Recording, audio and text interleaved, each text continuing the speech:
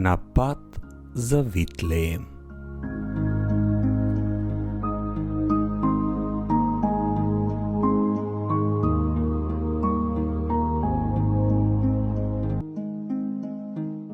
Многу лесно знаеме да реагираме негативно, вознемирено, бунтовно.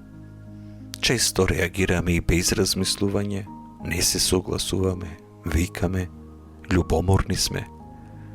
Сепак како луѓе со вера, зарем не треба исто така лесно и да сакаме, лесно да простуваме, лесно да градиме односи, а не да ги уништуваме?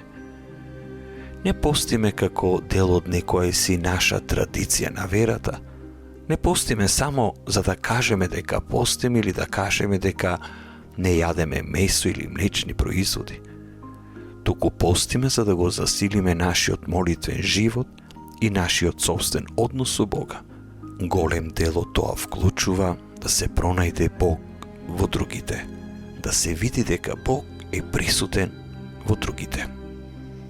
Но дали вербално би го нападнале Бог? Зарем не треба да разговараме со Бога за некои наши несогласувања?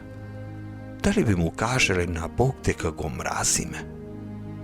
Ако одговорот на некој од овие прашања е да, тогаш треба да направиме сериозен испит на нашите души.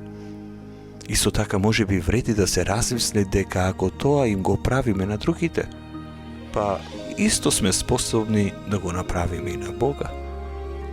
Па како да се поправиме? Може би е потребна едноставна промена во нашиот начин на размислување. Наместо да се фокусираме на негативното или да реагираме вознемирено, со гнев, можеме да ги видиме позитивните работи во луѓето или ситуациите и да се обидеме да ги цениме наместо да се фокусираме на лошото. Наместо да се жалиме на некој човек или ситуација, може би можеме да работиме на изнаоѓање решенија или да го олесниме мирот со и меѓу другите. Да не дозволиме гневот, омразата, лошата волја и слично да владеат со нашите животи.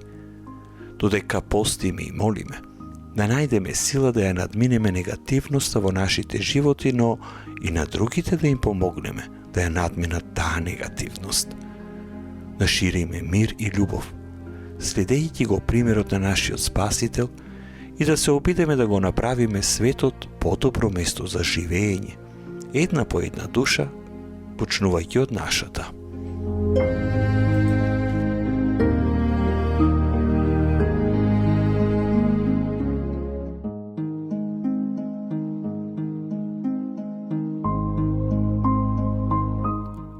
На пат за Витлеем.